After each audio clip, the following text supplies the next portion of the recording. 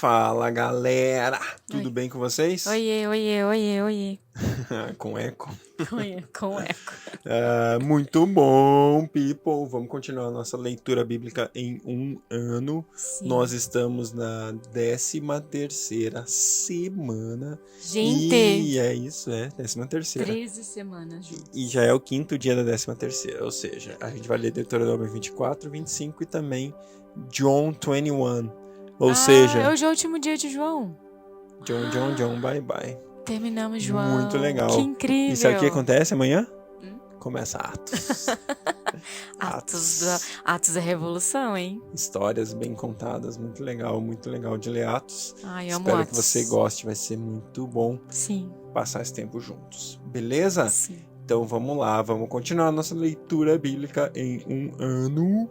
E é isso aí, semana 13, dia 5. Vamos Sim. lá. Pai querido, muito obrigada pela leitura do dia de hoje.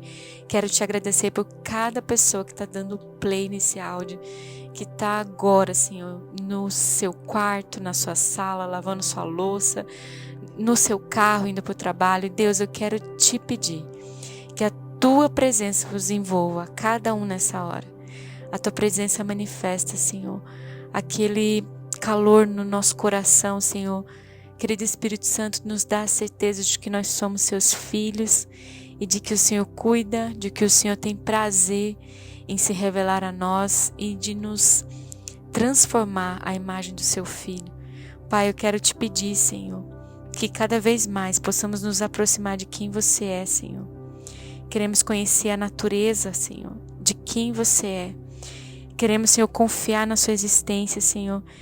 Queremos saber, Senhor, que o Senhor de fato está do nosso lado, Senhor. Sabemos, Deus, que a nossa fé prospera quando a gente tem a certeza, Pai, na confiança que temos em Ti, Senhor. Obrigada, Senhor, porque onde está a nossa fé, está ali o nosso tesouro, está ali o nosso coração, Senhor. E nós queremos prosseguir para o próximo nível, Deus. Senhor, nos conceda uma revelação mais profunda da natureza do Teu amor sobre nós, Senhor. Se aproxime-se de nós, Senhor, porque nós queremos, Pai, estar bem junto de Ti no dia de hoje. Amém. Glória a Deus. Deuteronômio, capítulo 24. Se o homem casar-se com uma mulher e depois não quiser mais, por encontrar nela algo que ele reprova, dará certidão de divórcio à mulher e a mandará embora. Se depois de sair de casa ela se tornar mulher de outro homem e esse não gostar mais dela, lhe dará a certidão de divórcio e a mandará embora. Ou, se o segundo marido morrer, o primeiro que se divorciou dela não poderá casar-se com ela de novo, visto que ela foi contaminada. Seria detestável para o Senhor. Não tragam pecado sobre a terra que o Senhor, o seu Deus, dá a vocês por herança. Se um homem tivesse casado recentemente, não será enviado à guerra, nem assumirá nenhum compromisso público. Durante um ano estará livre para ficar em casa e fazer feliz a mulher com quem casou. Não tomem as duas pedras de moinho, nem mesmo apenas a pedra de cima, como garantia de uma dívida, pois isso seria tomar como garantia o meio de subsistência do devedor. Se um homem for pego sequestrando um dos seus irmãos israelitas, tratando-o como escravo ou vendendo-o, o sequestrador terá que morrer. Eliminem o mal do meio de vocês. Nos casos de doença de lepra, tenham todo o cuidado de seguir exatamente as instruções que os sacerdotes ou as instruções dos sacerdotes e levitas.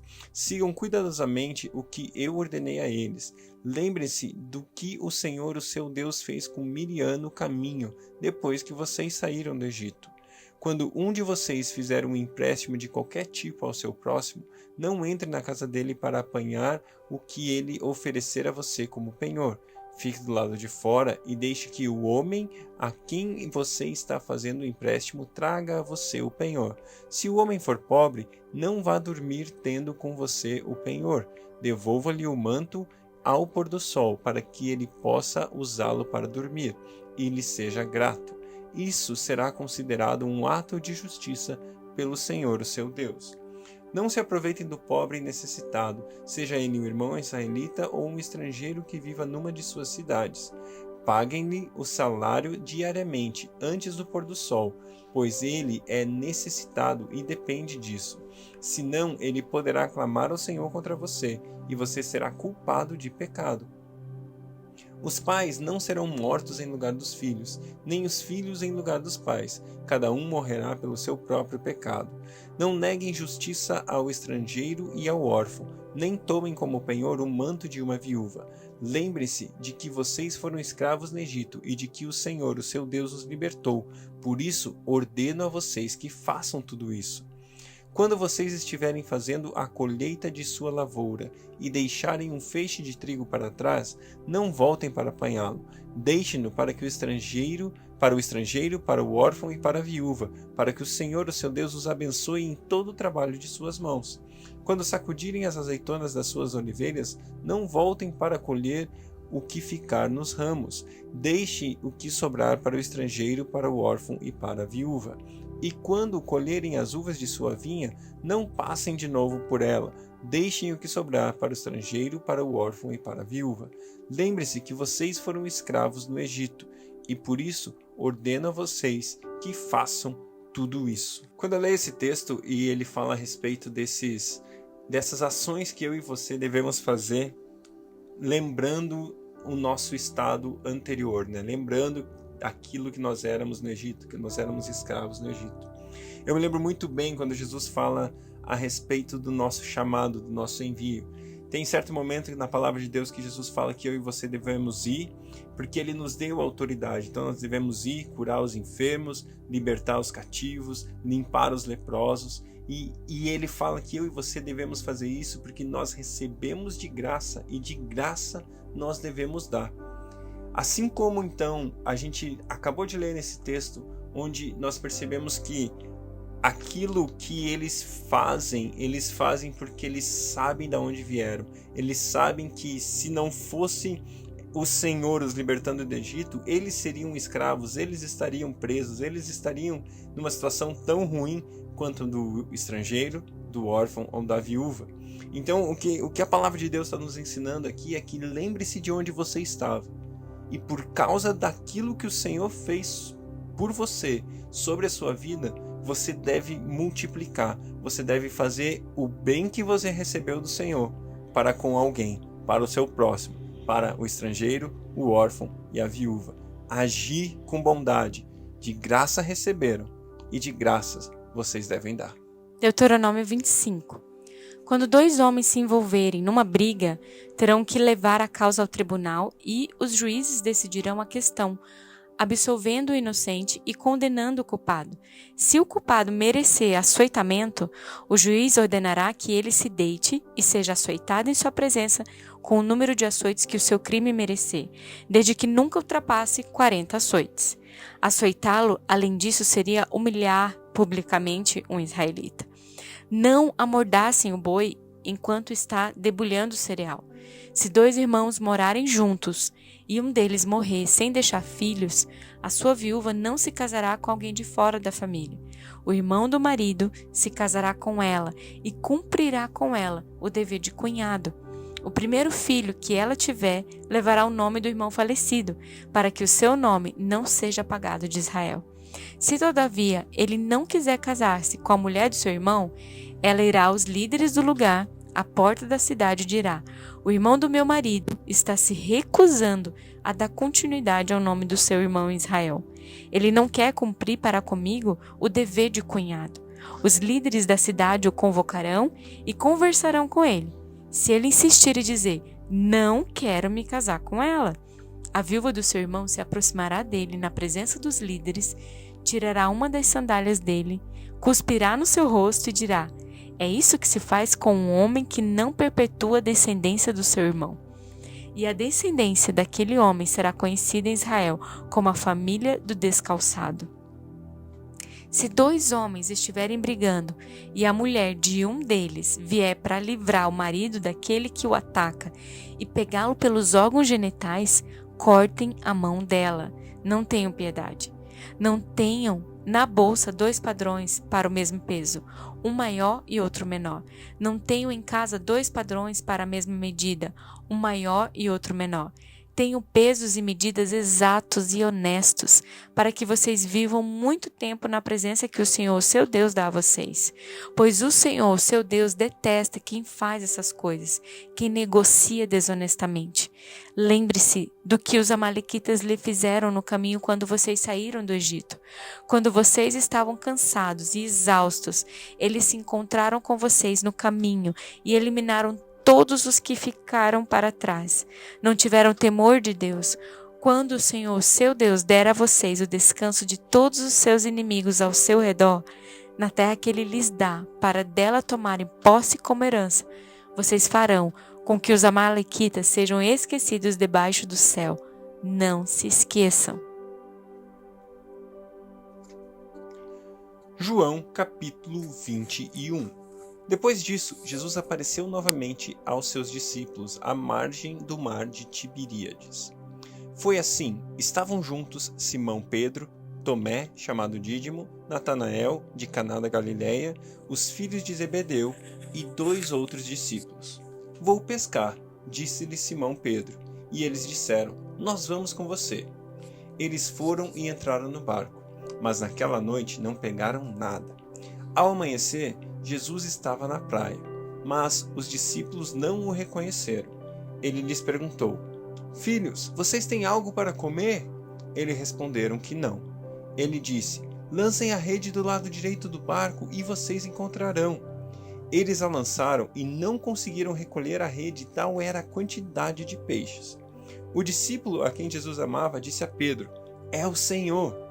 Simão Pedro, ouvindo dizer isto, vestiu a capa, pois a havia tirado, e lançou-se ao mar. Os outros discípulos vieram no barco, arrastando a rede cheia de peixe, pois estavam apenas a cerca de 90 metros da praia. Quando desembarcaram, viram ali uma fogueira, peixe sobre a brasa e um pouco de pão. Disse-lhe Jesus, tragam alguns dos peixes que vocês acabaram de pescar. Simão Pedro entrou no barco e arrastou a rede para a praia. Ela estava cheia.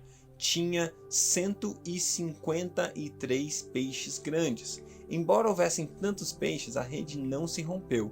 Jesus lhes disse, venham comer. Nenhum dos discípulos tinha coragem de lhe perguntar, quem és tu? Sabiam que era o Senhor. Jesus aproximou-se, tomou o pão e deu a eles, fazendo o mesmo com o peixe. Esta foi a 3ª vez que Jesus apareceu aos seus discípulos depois que ressuscitou dos mortos. Depois de comerem, Jesus perguntou a Simão Pedro, Simão, filho de João, você me ama mais do que estes? Disse ele, sim, Senhor, tu sabes que te amo. Disse Jesus, cuide dos meus cordeiros. Novamente Jesus disse, Simão, filho de João, você me ama? Ele respondeu, sim, Senhor, tu sabes que te amo. Disse Jesus, pastorei as minhas ovelhas. E pela 3ª vez ele lhe disse, Simão, filho de João, você me ama?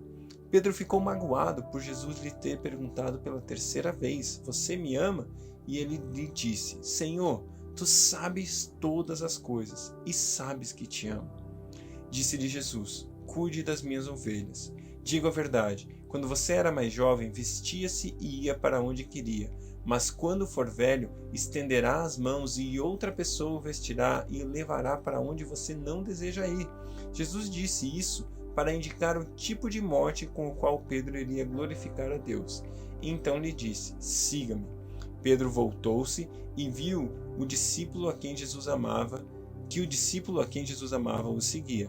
Este era o que estivera ao lado de Jesus durante a ceia e perguntara, Senhor, quem irá te trair? Quando Pedro o viu, perguntou, Senhor, e quanto a ele?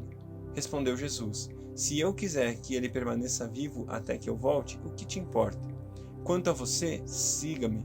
Foi por isso que se espalhou entre os irmãos o rumor de que aquele discípulo não iria morrer. Mas Jesus não disse que ele não iria morrer, apenas disse, se eu quiser que ele permaneça vivo até que eu volte, o que importa? Este é o discípulo que dá testemunho dessas coisas e que as registrou, sabendo que o seu testemunho é verdadeiro. Jesus fez também muitas outras coisas. Se cada uma dessas fosse escritas, penso que nem mesmo no mundo inteiro haveria espaço suficiente para os livros que seriam escritos. Glória a Deus. Esse texto é um outro texto incrível. Eu amo esse texto porque ele é o momento em que Jesus estabelece ou restaura a vida de Pedro. E é muito interessante porque logo no início do texto, Pedro ele fala: pessoal, eu vou pescar. E para Pedro, quando ele fala que vai pescar, o que Pedro está dizendo é o seguinte: sabe a nossa esperança, aquilo que a gente pensou que Jesus viria fazer, aquilo que a gente imaginou que iria acontecer, a gente tinha imaginado que ele era o Messias, mas sabe de uma coisa? Parece que tudo que a gente tinha acreditado não era daquele jeito que a gente pensou. Consequentemente, eu vou pescar. Pedro estava voltando a fazer aquilo que ele fazia antes de conhecer a Jesus. Você imagina a situação de Pedro nesse momento? Você imagina ele falando assim: as minhas esperanças, aquilo que eu queria construir, os meus sonhos, o que eu queria realizar, vou pescar. Eu vou voltar a fazer o que eu sempre fiz antes de conhecer Jesus. Até o momento que Jesus aparece na praia e ali ele dá uma dica em relação a pescar, aonde eles deveriam jogar a rede para pegar os peixes, né? E lembre-se que Jesus falou com Pedro assim que o encontrou e o chamou para ser seu discípulo: eu vou fazer de você pescador de homens, você não vai mais pescar peixes, a partir de agora você é pescador de homens. E Jesus, nesse momento, quando ele fala para eles pescarem os peixes, ele está reconectando e relembrando o chamado de Pedro, porque logo em seguida Pedro faz uma coisa muito estranha. A palavra de Deus fala que Pedro tinha removido a sua capa, a sua roupa, o seu manto enquanto ele estava pescando. E aí, a hora que ele percebe que era Jesus na praia, que era Jesus chamando ele, o que ele faz? Ele coloca o seu manto e pula no mar. Eu não sei você, mas para mim é uma loucura o fato de um homem, em vez de tirar sua roupa, sua camiseta, sua blusa, o seu manto para pular na água para nadar, ele veste o manto para nadar. Você já viu isso? É porque nesse caso, a palavra de Deus está nos falando do manto aqui como a sua autoridade, o seu chamado, o seu propósito, aquilo que ele tinha para fazer, aquilo que Pedro foi chamado para. Naquele momento, quando ele vê Jesus, as suas esperanças se reconstroem. Ele coloca de novo sobre ele, sobre os ombros dele, aquilo que ele foi chamado. Opa, eu não sou mais pescador de peixes, eu sou pescador de homem. Aquele a quem me chamou, aquele que me chamou, ele me tirou dessa situação atual e me chamou para ser um outro tipo de pescador. E aí ele coloca a sua autoridade, deixa para trás mais uma vez o seu barco, os seus peixes e vai em direção a Jesus. E vai em direção àquele que o chamou. E eu quero que você e eu, para mim isso é uma palavra hoje, eu quero de novo vestir a minha capa, eu quero de novo me lembrar daquilo que Jesus me chamou para fazer, o que Jesus te chamou para fazer. Sim. Qual é o teu chamado? E a pergunta dele é muito simples e ele restaura Pedro 3 vezes, assim como Pedro o negou 3 vezes. Pedro, você me ama? E ele pergunta para você o seu nome. Rafa, você me ama? Então faz aquilo que eu te chamei, apacenta minhas ovelhas, cuida daquilo que eu amo, se importa com aquilo que o meu coração se importa. Glória a Deus pela sua vida, que você hoje possa de novo vestir a sua capa, pular no mar e ir em direção a Jesus, porque é Ele que dá o seu propósito, o seu chamado, a razão do seu viver. Deus abençoe você. Amém.